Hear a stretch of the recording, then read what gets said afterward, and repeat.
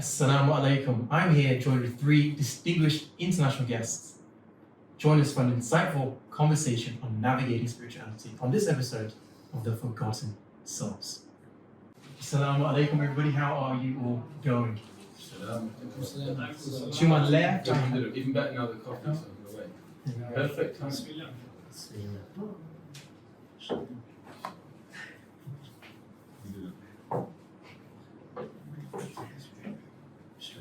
Muchas gracias.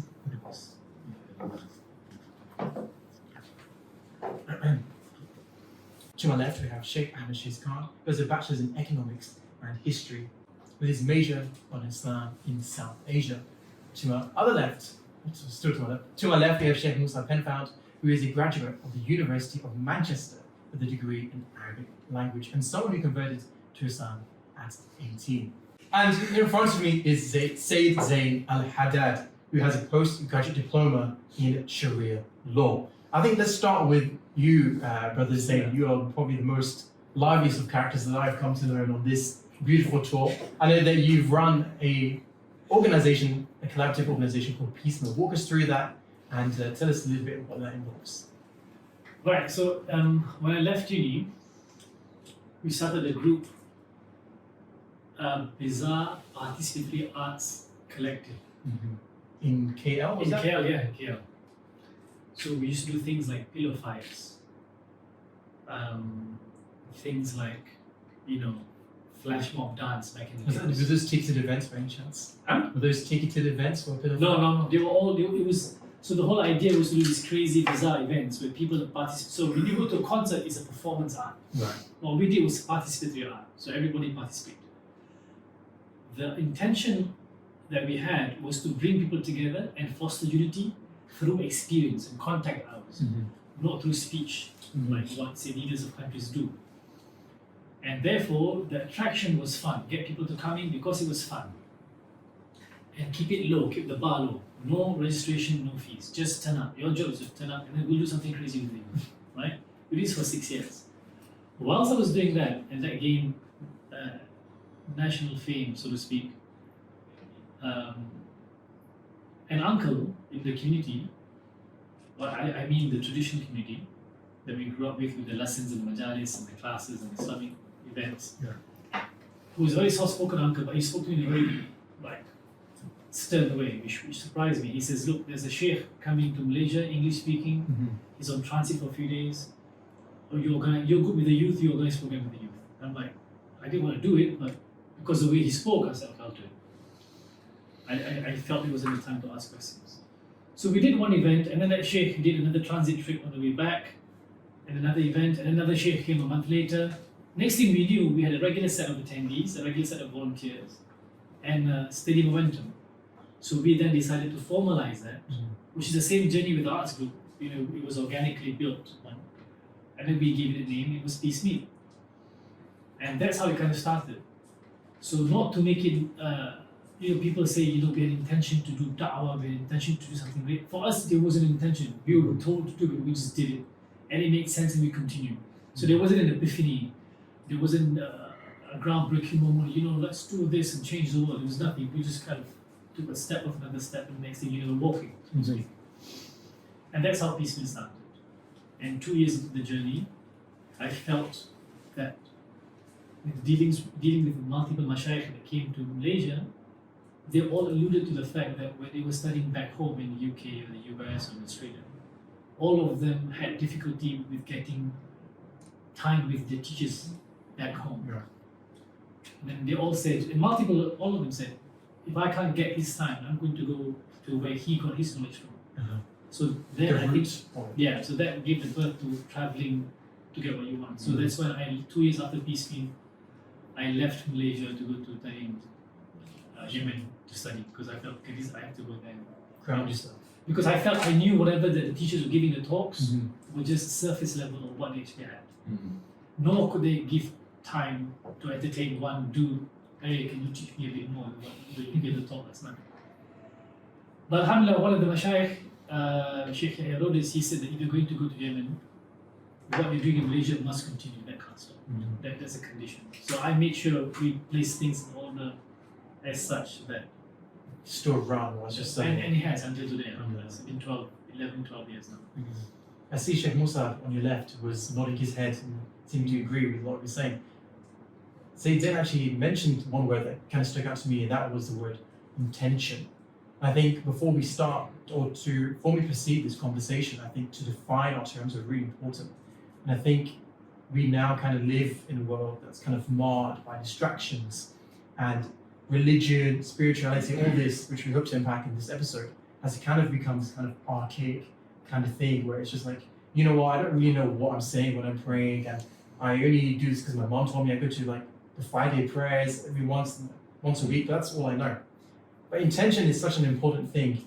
So if I can ask Sheikh Mus'ab the question to define the term intention and perhaps give its significance in shaping one's actions. I mean, I think it's interesting that Zain was saying about the how the whole thing came about. He said it was organic. He said there wasn't a kind of an epiphany type moment. And I think part of that is, you know, your upbringing, if you like, all of that was already, and I think it was already prepared. You kind of had the tools, just need a bit of activating. I think for someone like me, the situation, well, not necessarily like a burning bush type moment. It wasn't that epiphany, but it was maybe just a bit more abrupt. So the contract was a bit more stark. I like what you're saying about the kind of it being like an organic process, and I think that's where the kind of the point of departure. I'd like to explain a bit more about the intention, because the intention is almost like a fuel or an activating medium for something deep within every single one of us, like a spiritual faculty. It's not this clunky thing we have to kind of get to terms with. We're all intending stuff all the time. Maybe another framing is to see it as like an agenda or a motive. And then when we see it like that, it becomes more obvious. Every single one, we have some kind of agenda for everything that we do. We've got motives, incentives behind what we do. Conscious and unconscious? Typically unconscious, typically subliminal. And what that does is, in our tradition, is it forces not a kind of a ritualistic you're drying down in the process, but like it just brings it to the surface so you're a bit more conscious. And that's a constant, even that's a process. You know, the Prophet said, إِنَّمَا الْأَعْمَالُ بِالنِّيَّاتِ وَإِنَّمَا لِكُلِّ امْرِئٍ مَا نَوَىٰ. Actions, and it's a hard one to translate, actions are solely by their intentions, what do you mean by their intentions? It means that the real value of anything that you do, any action, which is anything that manifests from it, is rooted in the motive behind it, because God wants us to be oriented towards back to Him. And that's a general thing, and I think in terms of how it applies to our lives, one, to know that it's an important thing. It's not something we should be negligent about, and just think, well, I can't be present all the time, so everyone must just throw the baby out with the bathwater. At the same time, to know that part of being human is that we do forget we're not going to always be in this great, ethereal state with God, and that's, seraph is seraph. And that's part of being human. But when we move more into this process, and there are practices, formal things that are very tangible, very kind of accessible. Journaling on intentionality. What am I going to do in my day? Intention for even things, and one of the things that the real spiritual artists, the great masters of this tradition, know that art of intentionality is they don't start you off on like big stuff. I mean, many ways I don't know who the uncle was, but it's clearly somebody who's like profound spiritual insight, whether knowingly or not. But that idea of you just let drop, take place, the floodgates soon open, and I think now we see what it is. And the reason why I was nodding is when Zain mentioned that Shaykh Yahya was a mutual teacher and a mutual friend. It just shows that insight that I would anticipate from him, and just keep that good thing going. It's not necessarily on a bad note, but it's amazing the work that Zain's doing on multiple areas, but that's still going. And that really goes back to a prophetic principles. When you start something, it's rooted in that real soil, properly tended to. You got to tend to it. You have no option. You can't let it die out. That's now a neglect. But if it's your baby, you've got to take it on. Whether it's a project, a community project, even just some kind of personal, you know, spiritual practice that you're engaged in. And I am here, so that life. We hear about the prophets, he said, everything we do be consistent. It doesn't mean monotonous. That's another thing that intentionality does, we hear from our teachers, is it's not just kind of like this kind of monotonous thing. There is a kind of consistently doing the same things every day, doing our 5 prayers, but it's not linear. The whole point in intentionality is like, okay, if I'm really trying to get deeper into this connection back to Allah, which is the reality of the salah, and what the sila, this connection is back to Allah, even if it goes up and down, fluctuates, but if we look at it for a broad period of time, 5 years of life, 10 years of life, if we're not learning a bit more about the prayer, we're not deepening something's going on, how do we know that? How do we anchor that to the intention? So it's very profound insights. Shaykh Ahmed, if I could reel you into this conversation, I think what Shaykh Mus'ab was mentioning was actually gave some practical advice on journaling. I mean, how do we now live in this 21st century with distractions left, right, center, your phone's popping off all these notifications, you know, Instagram, Facebook, whatever it may be. How can we hone in on setting our intentions? Because some people may struggle in this day and age. How does my life, my 9 to 5 day, my 9 to 5 day job serve a greater purpose when I'm just sitting down on a computer? How am I serving God by doing that? So if I could get you in on that, inshallah, if you guys. I think the first thing, even before that, is there's a bit of a buzzword now in our time. I think it's a symptom, the sign of the time is being mindful about actions. Being present, yeah, right. Because a lot of times we kind of just do things on autopilot. Yeah. And sometimes we just do things out of distraction. Like, you know, we could be having a conversation and speaking to someone. And then, you know, coffee is always a good distraction. Right. We're talking of which. But sometimes you be speaking to someone and then, you know, without realizing, just, you know, turn to your phone. Yeah. When, you know, you're fully It's invested. becoming an addiction nowadays. I don't know if Right. you see kids with, there's videos online that people can see, there's nothing in the kid's hand, but they've just got this repetitive thing where they're just scrolling, there's Right. nothing there. Right. And you kind of like, Scary, this is quite scary. yeah. And you kind of like trying to multitask. And this is like one of the things I say, that you can't, no one actually is able to multitask. You can't actually concentrate on more than one thing at one time. And so just getting into, getting yourself just to focus on one thing at a time. I think, rather than getting distracted by multiple things, I think is the first point. And then we can start to kind of be present in the moment, be present in what we're doing. And one of the things they mentioned, a Sufi ibn Waqti. The Sufi is the person that is in his time, in his moment, in his present moment. He's present absolutely with God in that particular moment. And if we can kind of get into, you know, into that intention, kind of try and do things, you know, like when you get up in the morning, you kind of, you know, brushing your teeth, you're in a rush, you want to, you know, you're on the phone, you're checking your messages while you're trying to get ready. You know, do things one at a time. You focus on what you're doing and appreciate the moment, and then we can slowly kind of bring in that intentionality. I mean, it's always kind of simple things that we tend to overlook. Right. Because a lot of the time we live in, like, now it's like everything's done for us. It's press Automated. coffee. Yeah. And I think that kind of idea that was just the kind of ritualistic momentum that was present in most people's lives in pre-modern life, it naturally made you to be a bit more present. Go and get, you know, the most extreme is like going to get the water from the well, heating up the, you know, getting the firewood and putting it together. Those kind of things took time. It took time, and that almost makes you present, forces you to be present. I remember I went on to a place out in the desert with the Bedouins, and then you go to this like ghost town, and then you go off the track for about another half hour, and then you go off. Literally, there's no roads for another half hour, and we're living in tents. One of the things, they just sat there, and they're very, very present, very quiet people, and they just sat there watching the tea on the kind of open embers. But it's an amazing feeling, you know. And it's the thing, whether it's reaching for the phone, of just the idea that you have to be doing something, we're actually, the irony is, the cruel irony is we're actually not doing very much at all.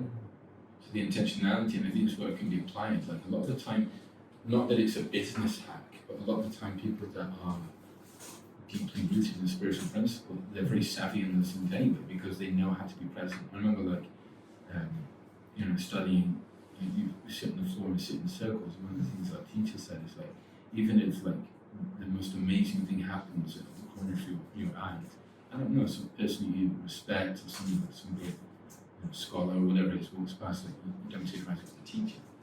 Because the source of what you're doing now, the method, if you like, that spiritual kind of light and outpouring is through the teacher at that time. Right? It's from Allah subhanahu wa ta'ala, but that's why they say if you're reading, then you read. Like you were saying, like, you can't really multitask. But if you're reading, then you read. If you're doing this, you're doing that. And in this sphere that we're in, where they say doing talks, doing events, or organizing talks and organizing events, the routing is important because problems happen, right? When you host scholars or when you organize programs for the community, problems happen. Things might get cancelled, things might get delayed, changes get cancelled, or miscommunication. You've booked this particular teacher on this date, next thing you know, another bigger, larger group or senior group also booked him and then he went there.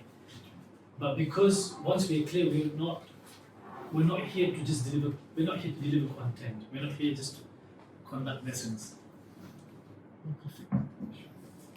Yeah. Once we're clear with that the clarity is, because with the Mashaykh, you have this thing called Murabbi, right? The guy who gives you tarbiyah. Yeah. Essentially, their product, the thing that they're working on, is the person, not delivering the class. So when problems happen in programs, in events, whether it's late or blackout or cancelled, you're okay with that. Because you're working with the people, not the program. The issue with people getting involved in these things, whether it's a volunteer, or as an organizer, or as a funder, you get very frustrated and angry. And with that frustration and anger, you come, I don't want to say backbiting, but you start blaming people for this problem that happened, this happened, that happened. But you forgot the 10 people came to your event, or 100, well, you just, if the scholar didn't come, sit down and speak with them. That's right. And if you invite another group to work with you on a particular event, and if they don't want to work together for that idea, that doesn't mean, does not prevent you from visiting them and still maintaining a good relationship with them. Because they are the people you're working with. They are the product, essentially. They are the ummah that you're working with, right? It's a long-term investment, sort of. Right. Long-term, and I would say action investment. Yes. That's who you're working with, that's who you're working for. You're serving other people, and the important thing is that if you're clear that you're serving the attendees, not the Shaykh per se, the Shaykh is serving the attendees as well, then you'll never neglect serving your volunteers as well. Yes. So you see in certain organizations, even in corporate world, like they want to serve the customers, but then they forget about the employees. Likewise, when you do programs, you want to tend to your guests and the attendees and give honor to them and give them gifts, but then you don't treat your volunteers as well. So something is off. And this is a common trap I think happens with everyone. Where does that mindset come from, if I may ask? I mean, you've been on the scene for maybe a decade, am I right? So where do you think that kind of attitude comes from? Because to be honest with you, I've never heard such a refined answer when it comes to community work. Because now I think, especially in the West, we kind of stay in our little silos and we're too afraid to kind of share and reach out and have a meal together. I think this came from my conversations with Shaykh Ahmed and Shaykh Mus'ab. Like we notice some of the teachers who might sit with members of the public over lunch. People who have nothing to do with madrasa, they're not there to learn. They just maybe esteemed people, whether it's a politician, whether it's a government servant, a government leader, or senior police officer in the context that we're in Yemen, for example. And you find that some of these men, when you sit down with the students and the teachers, the students have to keep quiet. They don't say much in the social gathering. But with these elders, they'll say whatever's on their mind. And sometimes they might relay a gossip or something that happened in the news. And that's half truth, or it may not even be true. But you don't find the scholars quickly saying then, watch your tongue, brother, keep quiet. Or don't say that, let's face that. Right? Because doing that now to that person in front of everyone else is going to bring dishonor to him. Not just that he does not going to like the scholar that corrected you, he probably does not want to spend time in such circles anymore. be around scholars, so stop. Instead, the host, the scholar might say to his guest, by interrupting him in that whatever he's saying, or would you like some more tea? Could I bring you some more cake? You know, it diverts him from speaking whatever he's speaking about without embarrassing him. And that comes from the point of honoring the man and honoring the person. And look at the Prophet ﷺ honored, you know, the various companions. It was always about that. It wasn't so obsessed about the content, right? I think that was beautiful. Shaykh Mus'ab, if I can actually ask you a leading question onto what Zain was just mentioning, I think in the context of relationships, so then how does our intention then play a role in fostering meaningful relationships and nurturing that healthy bond? I think one of the things that was taught very early on is anything you're about to embark on, you need to know what it is you're actually talking about. Yeah. It sounds simple, but what do you mean? So when we say a meaningful relationship, what does meaningful mean? Yeah. And what I mean by that is I gain more out of it. That's what we're talking about in very materialistic of a meaningful relationship is something that I do have my part of the game. But the thing is, like say Zain was saying as well, is framing of even in terms of productivity, it's our language kind of falls apart. We're not talking about the world of form now. The point is that person's heart now connects back to the source. So you don't see things, and it's like almost like a symphony, like a conductor. He's not in control of every single aspect, but he's able to like gently lead things up to a crescendo or just calm things down, as opposed to like what we often find in a very materialistic mindset. So we haven't met the targets. KPIs. Yeah, and but the target, the aim, the maqsood is Allah.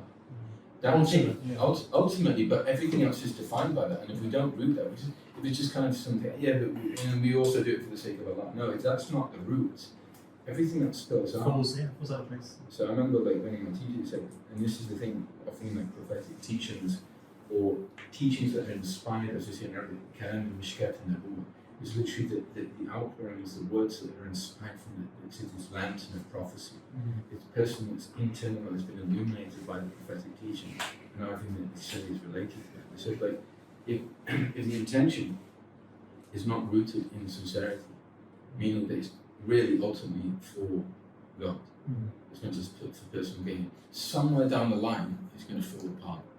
Somewhere down the line it's just going to like a branch. It's going to mutate, the fruit's going to taste bitter. You may not know, but you placed the wrong seed, you pretended that what you're going to get is whatever. It's an artificial product, you could say.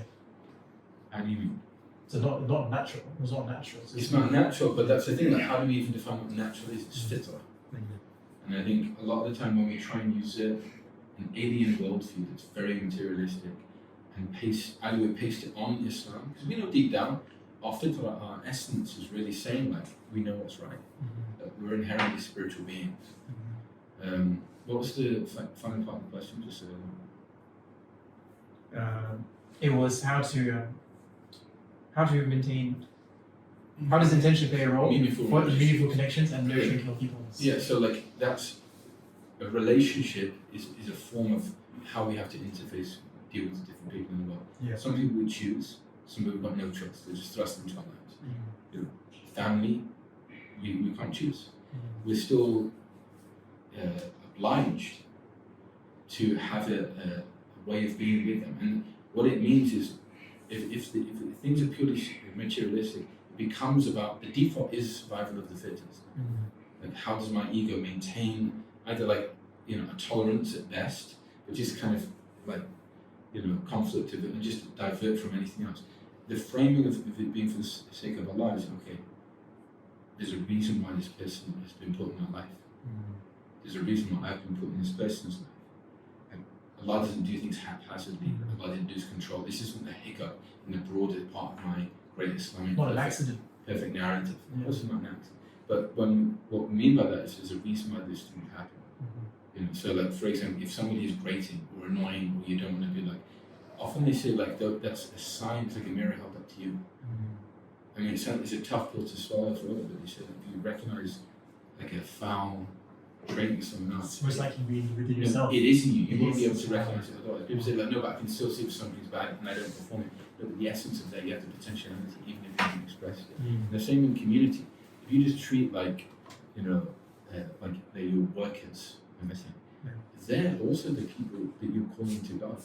If it's truly da'wah, the first one that is a teacher, like the first one you call back to Allah is your own self. It's like than anyone else. The most central one to your sphere of influence that you can actually really have some change of is yourself. And then you get the implication, if you don't have a meaningful relationship with yourself, there's no self-knowledge, no self-awareness, how are you going to convince someone else?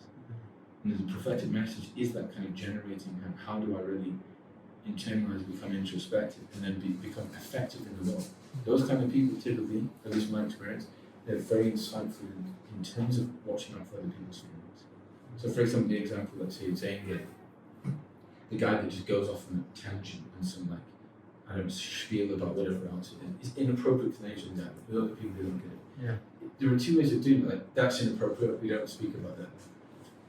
But the whole point of that person is that they also know that the person has a soul. And even if we're not perfect, that how do we usher in a gentle prophetic way back to God without kind of hurting that person's dignity? So man, he's obviously had the confidence to speak it, we just shut him down. It's kind of, we're all culprits of that, and that's the point of, really akhlaq. Akhlaq and true authentic prophetic character isn't just a nice empty smile, and then all of a sudden that's what the prophecy did. Well, that's what you see, but there are multitudes of layers that go back into a heart that was calling back to God. So that's why those smiles call back to God. Those smiles unite hearts. They're not sly smiles or manipulative smiles or smiles with their other agenda. We've all experienced those kind of things. Like, it's not, the smile is just the final expression. So if we just kind of only swim in that sea of the final thing, which is looking at the very end of the fruit, we don't know. There may be rot underneath the soil, we don't actually. Intentionality is a really good way to kind of think about it, constantly about why am I really doing this? Who am I really doing it for? What have I really signed up to? And this is the thing, especially, living in a time where there's incredible affluence, where people live as previous kings could only have ever dreamed of. So maybe people have access wells and they want to put things into Islamic projects, they want to do those kind of, ostensibly a wonderful thing. Yeah. But we also need to know, it may not be accepted. And the only way it's going to be accepted, this is something we have to be concerned of, because this is the essence of our tradition, is in as much as it's truly oriented back to God. That takes knowledge, takes learning, takes being around those kind of people. It's not, because it's not just book knowledge, it's like, okay, so how does that translate? Play out in the real world. Yeah, exactly. Yeah. If I could reach Ahmed, if he had any comments on that, actually. Yeah, I mean, what Shaykh Mus'ab was talking about there, I think, really requires a lot of self-reflection as well. Where is my intention actually rooted? Because sometimes you can be involved in an Islamic endeavor and you think, what? I'm doing an Islamic project. I'm organising events, or I'm praying, or I'm doing X, Y, Z. Of course, I'm doing it for God. Yeah. But it requires a lot of deep self-reflection to really ask, are you truly doing it for God? And there's a story that comes to mind of Imam El-Haddad, in fact, ancestor of Sayyid Zain. Inshallah, there was a man that he had a bit of money and he wanted to build a mosque. And he went to Imam El-Haddad and said, look, I've got this mosque and I've got this money and I want to build a mosque. And Imam El-Haddad said, do you want to build a mosque?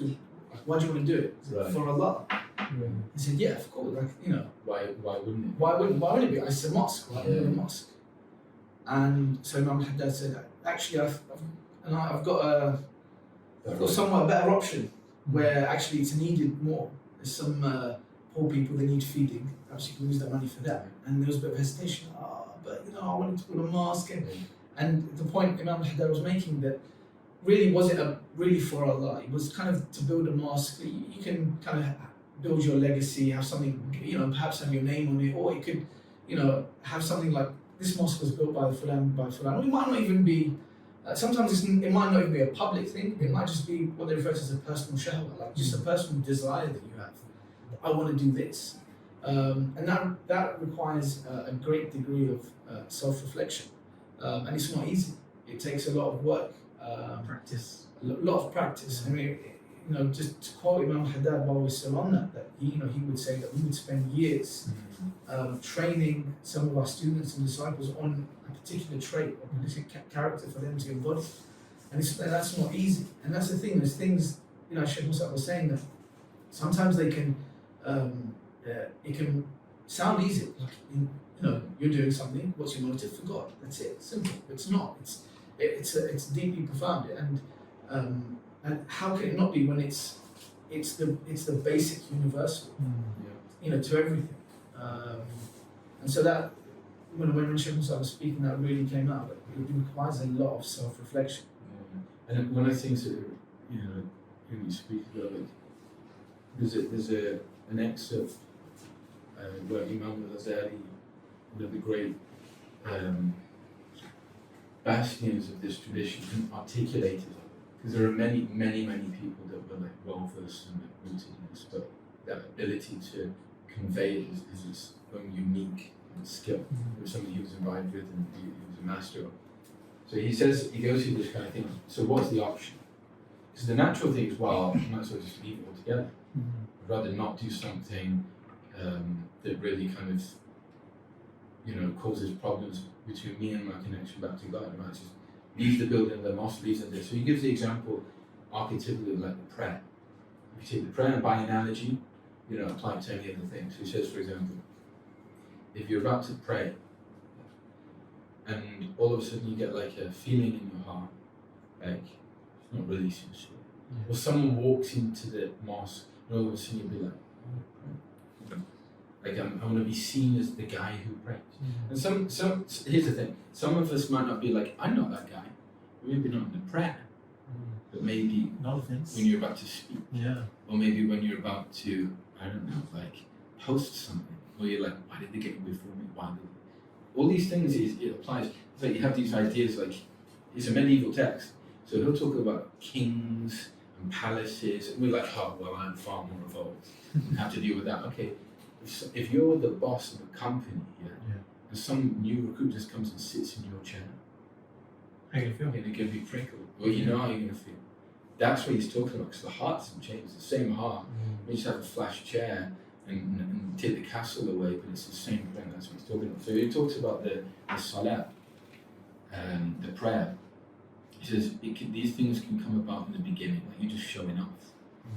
Now, who's that? You ordinarily think that's a good sign. Maybe it's like it's from God, that kind of inspiration that to be sincere. Sometimes it can be straight from the shaitan. And then he says, and it can happen also during the prayer. So you've already, but no, so who do you think you are? Or it can happen at the end. Yeah. 32 rapidly. It wasn't ready. God, who did look at you? Just, people have different ways of dealing with that. But more often than not, you're like, I want to be sincere, let me leave it. You see, it's a heavy term, it's the term that they use. It's shirk. It doesn't take you out the fold of Islam, but it's a form of, why? Because now you're obeying the shaitan. Worship of the self. The shaitan said, like, stop the prayer, and you go, okay, I was going to stop the prayer. That's not what Allah wants from you. So the idea of, he says that even if you're building a mosque, you're feeling sincere, or you're contributing to a charity and you're feeling sincere, what's the solution? There's a very, obviously there's caveats and nuance to all these things. If you're praying, if the shaitan comes with that thing before, during, and after, what do? Keep on going. Keep on going. Ignore him and work on yourself. I'm not there yet. I am insincere. You see, one of the first signs of sincerity is to be aware of your own hypocrisy. And one of the signs of a hypocrite is they think, no, I'm sincere. Like you have these dua centers like, may Allah keep us sincere. Allah make us sincere in the first place. Whether it's something that we're all of us at least I'm sincere. If a spiritual master would hear that, that's a claim. That's a idea. You're going to be the whole spirituality. It's not this fluffy thing, just singing and burning incense, and that's a cool part of it, no doubt. But what's it about? Keeping it real with Allah. We're going to keep it real with Allah, keep it real with ourselves. So we can't pretend glorious to ourselves that alone with our enemies. I just want to ask, keep this question open. Do you want to break it for another direction? Good, finish this question. Keep going. So this is a big question. I guess I think we've covered intention quite well, and I think you've all given some beautiful explanations on that. So thank you very much for sharing. But I think now we live in a world of like, I know Shaykh Mus'ab, on this tour you've been mentioning certain things that become like hype words, spirituality. What does that really mean? I mean, you kind of given, you know, the coffee, you got the bukhor, you got the big beard, you got the turban. I mean, religion has really now just become. Describing me. Not you, but I think people in this truth form now. I think. Oh, you did totally fit I think you. I have lost my subha as well. They definitely live up to the teachings, and that's reflected in what you've shared with us. But I think that's now just religion has just become this malleable identity where it's just, you know, I have my shawl on this side, my beard is this length, and I've got some good wood burning. But I guess how can we really stay true to this vast tradition of ours, where we kind of want to manage, you know, personal success in the 21st century of, you know, whether it be business, someone's education, or even, you know, supporting their family? And it's a big question. Perhaps it may take a couple of look. It's a big question, but if we could all perhaps unpack that and really explain, I think we'll start off with Shaykh Ahmed on my left. I think the first thing that comes down to what we were talking at the beginning of intentionality. Yeah. Of kind of just seeing your place in the world. Like, you know, what am I doing here? Because oftentimes what can happen is we can have multiple identities. Yeah. There's an identity that I have in my workplace, identity I have at home, and then like a spiritual identity as well, which is kind of separate from anything else. There's that fear of kind of separating religion and spirituality from my day-to-day life. Yeah. And we don't have this understanding in our tradition. The Prophet ﷺ, there was no distinction between the sacred and profane in his lifestyle. Everything was connected to God. Yeah. And I think if we can make that paradigm shift first, that there isn't this kind of, yes, we have things which are ritual, right? We pray. There's a particular ritual to that. You know, you're supposed to stand still. You can't speak while you're doing that. You need to perform wudu before that. You need to enter into a state of purity before you do that. So there's a ritual element to that. But the point of that isn't that, class, I've done my thing now, I can pack that away and get on with the rest of my life. The point I really want to be doing. Right, exactly. Now get on with what I'm supposed to do. I've just done that obligation. No, the point of that prayer is to reorientate yourself now for your life, to bring God back into your daily life, and that's you know, what Allah says in the Salat, that the prayer prevents you from indecency and wrongdoing. Yeah. That's the point of the prayer, meaning that it's supposed to have a spillover effect into your day-to-day life. And that's the kind of shift that we need to kind of begin to take on. Spirituality isn't like, you know, my half an hour of meditation that I do in the morning. You know, it's supposed to change you. It's supposed to transform you. As you say, like nowadays, it's a check-in with yourself. I mean, you're checking in with your Lord 5 times a day. Right. You know, there's a point that you mentioned when you said in today's world of the 21st century. And I've traveled bits and pieces same thing, and I find there's a common thread is that some people tend to think they're more unique than they are. Like, but life is different now. 21st century, we've got internet, we've got AI, we've got the modern world. Yeah. As though Islam is not timeless.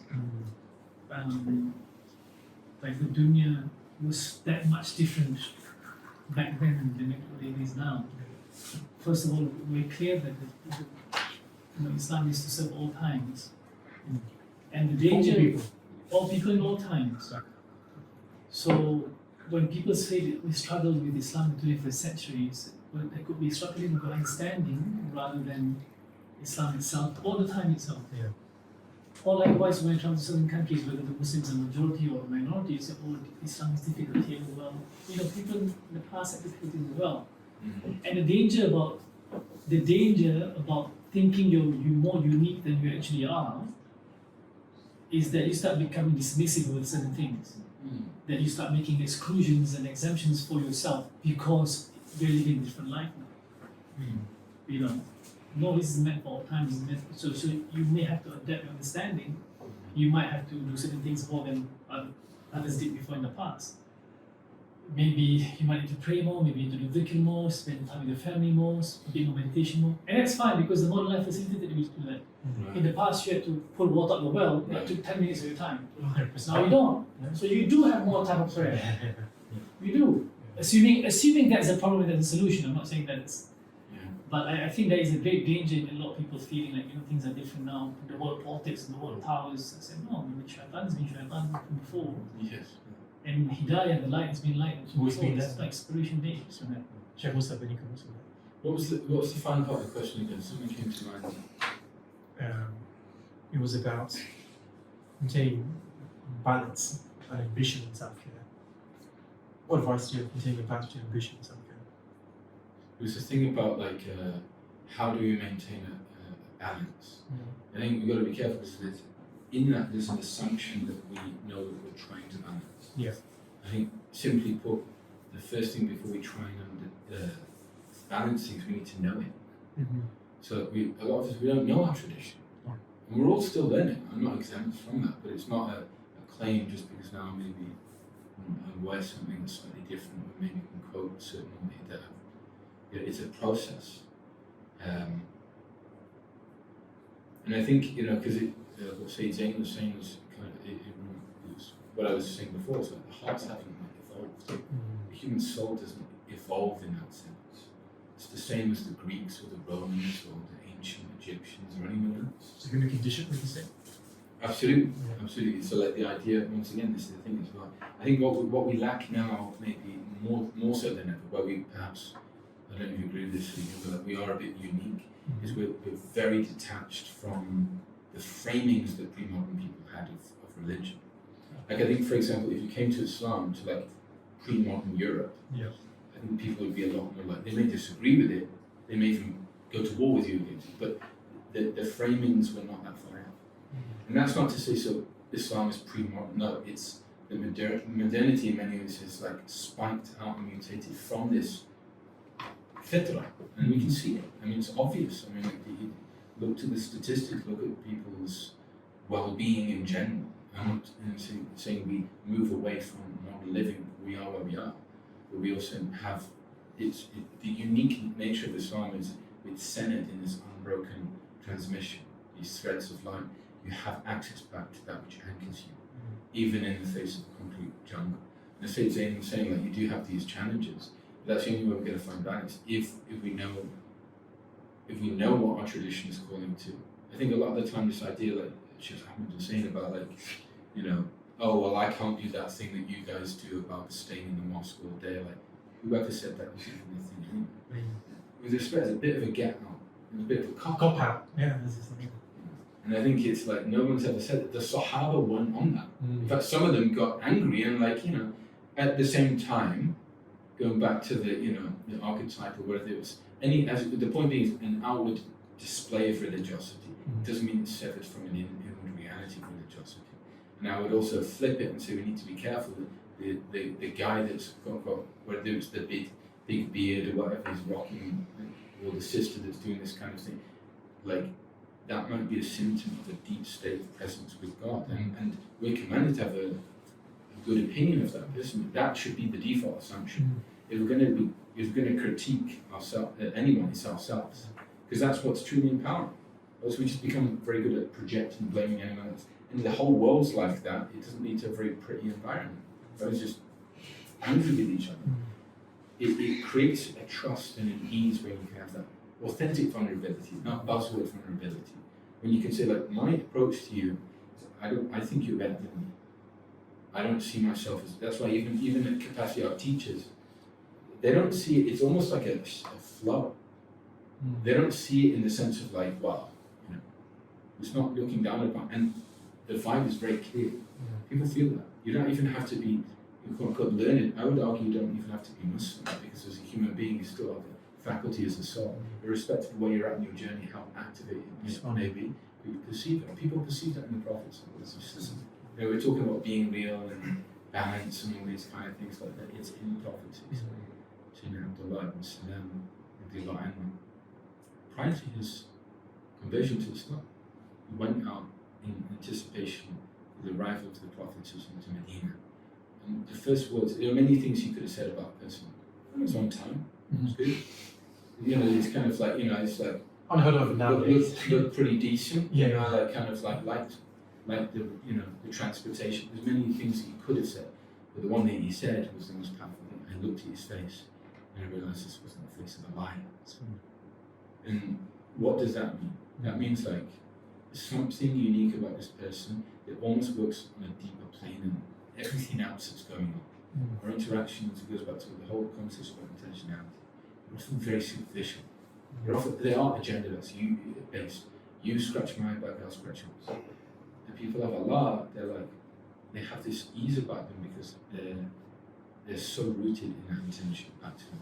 And that's what he saw in the Prophet's face. He's not trying to like win me over. Yeah. He's not just calling to come to my club, we've got this thing going. That's not what it was about. It wasn't an ideology, it was happening, it was truth. And I think, you know, that should be the driving force. No matter what we're doing. Whether we're studying, whether we're in the middle of some potential road rage, whether we're going out to the shops, whether we're in a business meeting, like you can't leave that state outside of the door because the first one that will suffer is you. Because all you're saying is like, no, I need to be on work mode now. What does that mean? Like unrooted mode, untethered mode, unprophetic, and you may not be. That's the thing. It's a misunderstanding. Often doesn't mean that we need to be using Islamic words or there's like everything has its time and place. The mosque has its sanctity. You don't go to the hell; it doesn't have the same sanctity as the mosque. So there are certain etiquettes, but it doesn't mean we become un-Islamic. One of the things I love about the dua and the way to you make the prayer and the way to the mosque is, you know, وَبِحَقِّ مَنْ شَيَّهَدَ إِلَيْكَ. The Prophet says, oh Allah, I ask you, بِحَقِّ سَائِلِينَ. And I went through this whole, I ask you by the virtue of these people, the rank of these people, and then the point I wanted to focus on, and the greatness, the worth of this walking now of the mind, that which I'm engaging, walking, not to the mosque, ilayk, to you. How can you walk to Allah? That's the intention. That's the Prophet saying, like, I'm going to an outward edifice that exists within the world, but in reality I'm walking to Allah. Now if you think about what comes from that, you go out the mosque, you walk away from Allah. That's not what's being aimed. How do we walk to Allah in everything that we do, wherever we are, whoever we're with, in good times, bad times? That's what the prophetic mission is, to connect our hearts back to God. Shaykh Ahmed, I think what Zain was actually saying was about these challenges are not always new.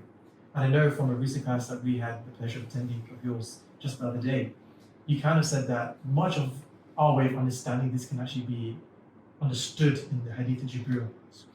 If we could run through that with us, because I think it really gives us an insight on all levels, Islam, Iman, and Ihsan. So if we could explain probably to our viewers about them. So you want us to go through the Hadith Jibreel? Or that? Yeah. So, actually, there's actually a thought I did have, and maybe I'll mention it afterwards while Zain was speaking. So the Hadith Jibreel, famous hadith in which, narrated by a number of companions, Sayyidina Umar ibn Khattab mentions that at one time they were sitting with the Messenger of Allah sallallahu alaihi wasallam, and a man walked into the gathering wearing extremely white clothes, extremely black hair. He had a very striking appearance, and when he walked in, it hadn't looked like he was travelling. He had been travelling, and obviously in Arabia at that time, if you were travelling, it's going to show. No, it's going to show, right? You're going to be disheveled. You're going to have dust all over you. He said, despite that fact, none of us recognised him, and obviously it wouldn't have been, it wouldn't have been hundreds of thousands of people in Medina at the time. In any case, he came in and he sat with the Prophet ﷺ, close up to him, and then he began to ask him a number of questions. The first question he asked him was about Islam. He said, "Akhbirni an Islam." And the Prophet ﷺ answered, it's to believe or to testify that there is none but except Allah, that Muhammad is the messenger of Allah, to establish the prayer, to give zakah, to fast Ramadan, and to perform Hajj if you're able to do so, enunciating the 5 pillars of Islam. To which he said, "Sadaqta," that's the correct answer. And obviously, Sayyidina Ahmed said that we found this to be strange. He's asking the question. Give him approval. Right. Then he asked again. Then he asked the second question. Tell me about faith. أخبرني عن الإيمان. He said, he gave the 6 pillars of Iman. It's to believe in Allah, in the angels, in His books, in His messengers, in Qadr, that good and evil is from Allah, and in the last day. And again, he said, Sadaqt, you've spoken truly. And then he asked him the third question, أخبرني عن الإحسان. Tell me about Ihsan, which we can roughly translate as spiritual excellence or spirituality. And the Prophet replied, it's to worship Allah as if you see Him and know that if you do not see Him, then He sees you. Then he asked him a fourth question. And kind of this is where we understand that these 3 components that he's asked, Islam, Iman and Ihsan, are a summary of the religion. That which pertains to our bodily functions in terms of what we have to carry out. That's the 5 pillars. Then our faith, our creed, what is it that we're supposed to believe, how we're supposed to view the world. And then Ihsan, which addresses the soul, which is our spiritual practice and spiritual excellence. So that's kind of the religion itself. But then he asked him the 4th question, and he said, tell me about the hour. And the Prophet ﷺ replied that the one being asked in himself has no more knowledge of it than the one asking. And so he said, well then tell me about some of its signs. And he mentioned 2 things. The first, أن تلد الأمة ربتها. The first was that a mistress, a bondswoman, would give birth to her mistress, i.e. her owner. And the second is that barefooted, destitute shepherds, naked shepherds would compete in building tall buildings. 2 signs that he gave about the last, or signs of the last hour. And then the conversation ended and the man walked out. The Prophet asked the companions, asking Ahmed, do you know who he was? And they said, Allah and His Messenger know best. And the Prophet said, it was Jibreel. And he came to teach you the affair of your religion. He came to teach you religion. Now, we understand those first 3 components to be the edifice, the structure of what the religion is, in terms of practice, belief, and spirituality. But the 4th thing, the Prophet ﷺ is kind of telling us, this is the context in which you practice them, the world. And the world by its very nature is changing, it's always changing, evolving. And the Prophet ﷺ is saying that, and if we think about, those of us that live in modern times know that the change that's taken place in humanity in the past 50, 100 years is far greater than any change, that's taken over 1,000 years. Rapid change that's taken place. And the Prophet ﷺ is kind of almost telling us that that's going to happen in his ummah. Because the first sign that he gave was of a bondswoman giving birth to her mistress is symbolic of radical social change. That the social structures as we understand will radically change. And the second is indicative of economic change. Like, again, that people that you wouldn't associate with like great wealth, people that barely have any clothes on their back, that walk barefooted, are building skyscrapers. Now, here the Prophet for contextualizing is telling us, look, this affair that I've come with, there's a universal, timeless element to it. And the fact that you're going to now live in a transformative time, a time which was going to be unrecognizable, because let's say people from 1,000 years came and lived in the world, so they would find it unrecognizable. It would be like being on a alien planet or something. They might recognize human form, but like the way we conduct ourselves, almost in that the process saying, look, things are going to change, but the root of what's going to root you back to God are these universal principles. And kind of, I was going to mention something that says while he was speaking, and it came to me, which the question is always kind of flipped, which is, we live in different times. Islam isn't relevant, or how relevant can it be? But maybe we need to say, actually, how healthy is the way we live today for us as human souls? And Shaykh Mus'ab said, like, the proof is in the pudding, that modern man has left any semblance of what it means to be spiritual, or any idea of religion, and look what that's resulted in. Mental health crisis, like and particularly in the quote unquote developed world. That's where the real mental health, the parts of the world which is kind of done away with traditional forms of spirituality, traditional forms of religion, are now suffering from these mental health crises. And it's indicative of the fact that perhaps the way we live isn't conducive to the human soul, human condition. Now, maybe that's right, yeah. right, the fitra. Natural disposition. Right, and maybe that's something that like we need to be aware. Yeah, we need to kind of reflect upon. Maybe the way I have my relationships, maybe the way I weigh my work life. People talk about work-life balance. Maybe the way I look at it needs to kind of change, and come back to my humanity, and then you'll see that actually the spiritual element of it, that what the Prophet ﷺ came with, is timeless, because he is ultimately the prophet of the end of times, and the end of times where there was huge change in the way humanity conducts itself. One of the ways that we refer to prophets is one of his accolades that you refer to him as intentionality, which is challenging to translate accurately because it's a very vast saying here. And insan is a human being. Kamil, it means perfected and perfect, but it also means this wholesome, this completeness, the complete human. And I think the fact that we're having this the conversation about the dichotomy between work life and spiritual life, shows where we are. That shows that we are, it's demonstrative of the times. Time we're hemorrhaging, we're shattering all over the place. Now that goes back to a spiritual root. You can't be like, I'll do my spirituality bit and then I'll do the other stuff. No, like the fact that you can't make a sound decision and you're irrational in the way you are, the way you treat your spouse or your children or your work colleagues and this kind of thing. All of that, they're symptoms of that space, of that heart. And it's not tended to. You can go through all the courses in the world and training techniques, but it's tending to the shell. It doesn't deal with the root.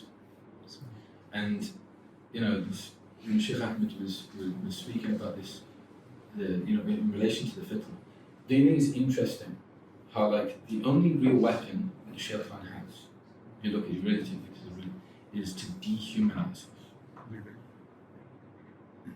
That's what he does. If you take it all back, he's any expression of like darkness in the world, in the way that it corrupts the human being, is dehumanizing us. It's moving us away who we naturally are. We're naturally spiritual beings. We're naturally something almost like we're naturally human. So the only way to move us away from God and move us from a realization of our true potential and fulfillment of that, a completion of our humanity, is to dehumanize us. And that's because his base energy that he projects towards us is envy. He's an envious, dark entity, being that pervades and causes corruption. And that's why, the sunnah of the prophets is to reroot our humanity, even in the most challenging of times with complete confusion and disarray. And we need to stop thinking, I like the point that Zain was mentioned about, stop thinking that we're kind of all of a sudden that it's part of the nature of the moderns, in particular. Previous, epochs and eras, people still had an idea of standing on the shoulders of giants. No, this previous era, maybe the society collapsed for whatever reason, but we're basing upon that. We're kind of like detached and untethered. And what that does is it disempowers us, because now we have no access back to ourselves, because we've evolved. We overly philosophize our way out of something more simple. So simple. We want to. We're intellectual beings. We must be more progressive. We must be more complicated than this. That's what we're saying, even if we don't articulate it. This is it. El-Haddad. The point here is, how do we rehumanize ourselves? How do we bring ourselves back to harmony, which is natural? It's not a weird, abstract harmony, balance. Let's just like some ethereal. It's the real you. Who doesn't want that? Who doesn't want happiness? What's found in that? That's the vessel that can contain that. It's by learning and adhering to the sunnah of the Prophet. And once again, like a constant theme is this, this trip, this journey. It's like people hit the sunnah, it can almost be kind of a daunting thing. They feel guilty that I'm not doing that.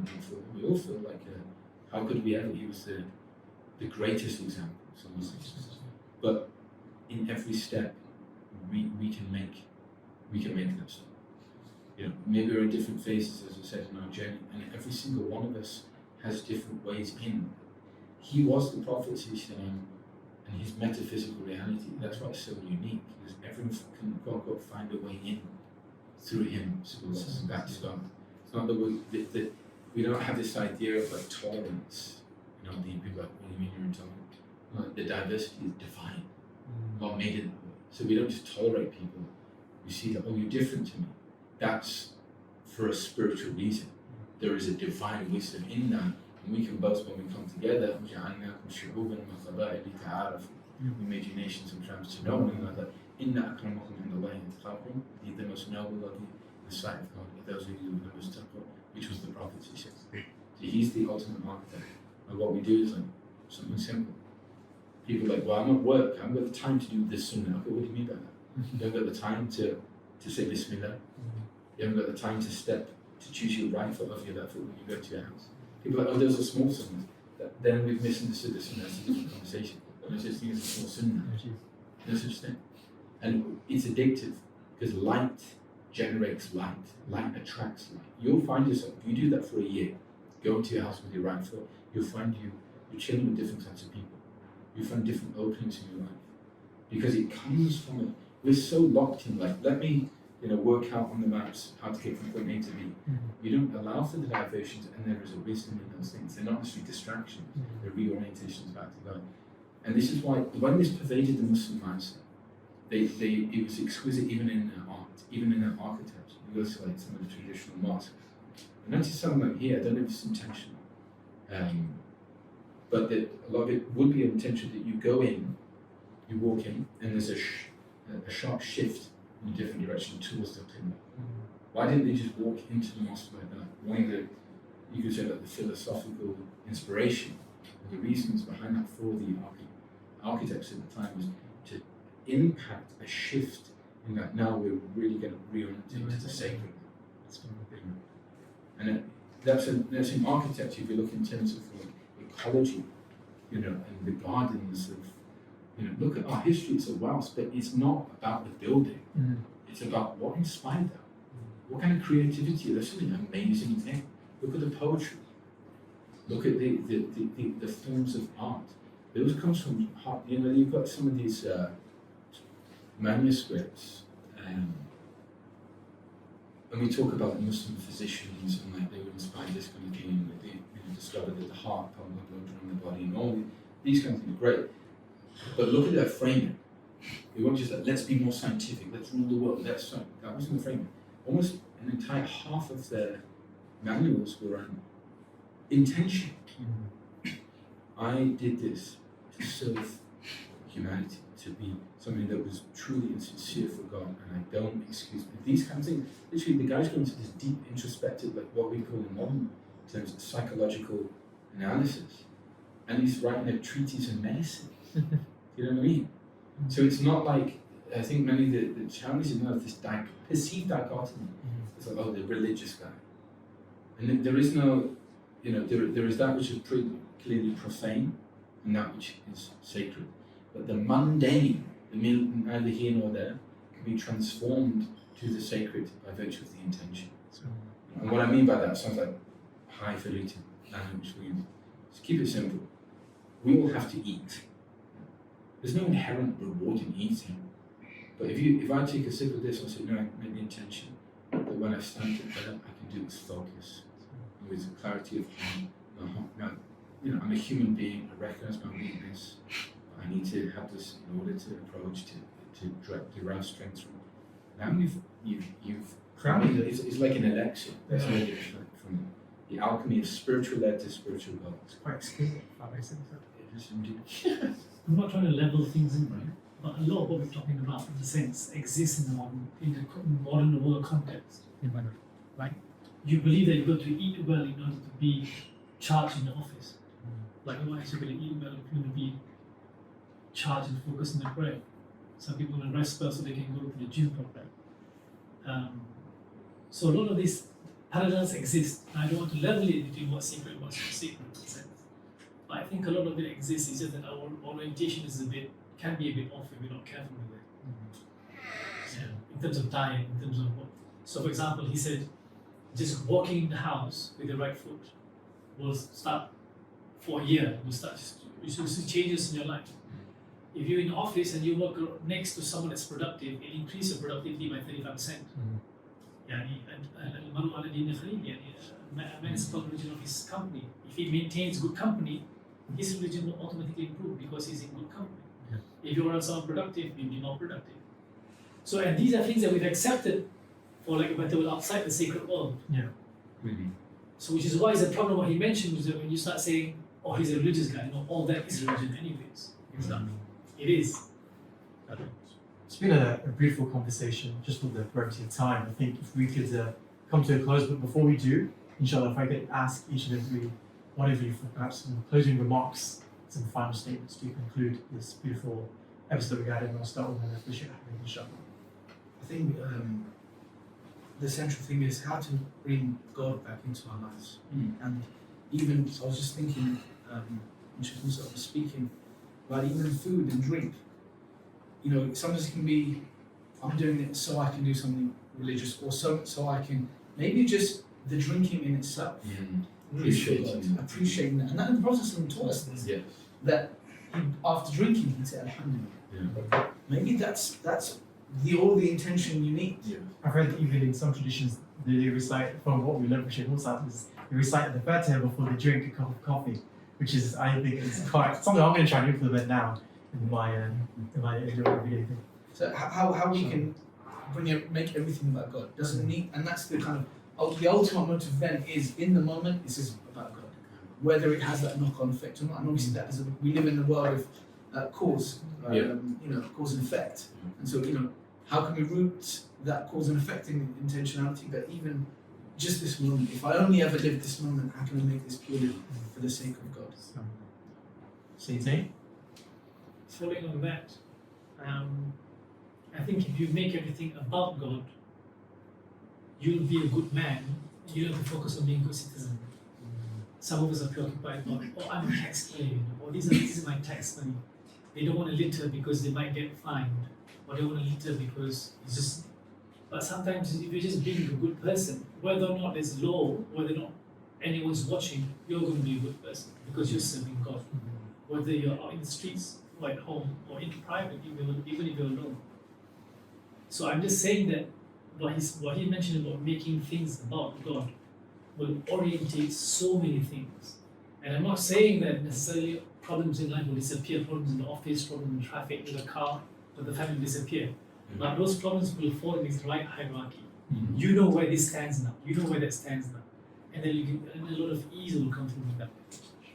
Sure. I think my experience as a convert to Islam and what I've found in true, authentic teachers of what we can loosely call spirituality is they leave no excuse except for you to do what you know ultimately Is right. is right. What must be done. What I mean by that is there's been a lot of talk. Some of it is quite heady. It's quite heavy to think of, and we need to kind of mull over those things, and that's a good thing. These kind of conversations aren't just time. So they'll if we really think about these things, they'll be trailing off. There'll be ripple effects throughout the night or whenever we listen to it. But I think, in essence, it is that it's exquisitely simple. So the idea of gratitude and intentionality, and I think just before and after those things, we orientate Bismillah. Listen, you just say it, even if you don't know what that means, even if you just I know that that's where I should be aiming, even if I don't have a clue what I'm doing. And Alhamdulillah. Even though I don't quite know what I'm thinking really, I don't really know how to be truly grateful, but that kind of condition of the soul, and the enunciation, there is a spiritual reality in enunciating these things. Even when somebody recommends it, if you look at it, in their extended device, you can go on and on. At the beginning of the day, we wake up Bismillah. And we close it, Alhamdulillah. If someone can't do that, I think it's excessive. Even a convert of one day, you can learn those words. They may be a bit clunky on the tongue for Even non-Muslims are now saying these Right. things. Alhamdulillah, subhanallah, Because mashallah. because that is a grasping for the thing. It's not has it always. They happen to stumble across this. Anyone that really thinks about this is a natural. You're going to find peace in it anyway, and the Sunnah just lays it out for you, and it's rooted and authentic. It's connected to it. So that's it. Well, thank you all for this beautiful conversation. I wish we could go on longer, but if you enjoyed this episode, please do share this and like. Share and like. If you enjoyed this episode, don't forget to like and share this video. To the esteemed teachers that I've been able to share this platform with, it's been an absolute honor, and thank you for sharing your exquisite insights. Jazakallah khairan. Assalamualaikum.